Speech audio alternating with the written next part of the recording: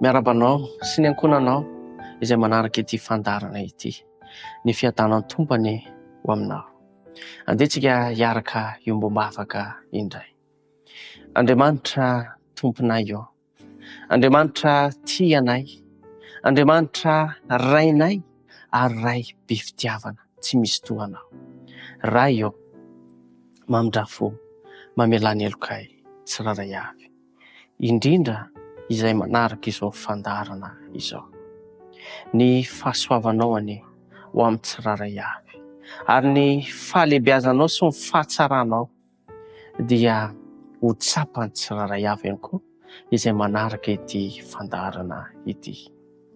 Ankehitriny dia mitondram-bavaka manokana ny tenako ho an'ny mpanomponao fahatokina izay mideranao sy misaotra anao satria tsapany fa nitantana ny fiainana ianao hatramin'izay ary aoka ho tsapany ihany koa Andriamanitra fa mbola hitantana ny fiainany ho avy rehetra ianao.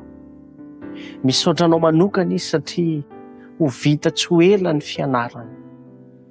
Tompo malalo, raiso fanatitra ankasitranao izany fisaorana izay atolony sy asandrany izany. Mangataka vavaka ihany koa izy ny amin'ny famaranana izany fianarana izany. Tompo malalo, omeo azy ny fahasalamana, omeo azy ny fahafamanao rehetra ahafany mamita izany famaranana ny fianarany izany. Ka ny fianarana izay ataony anie dia ho tombotsoa ho an'ny asanao ary ho tombotsoa ihany koa amin'ny fanasoavana ny mpiara-belona aminy.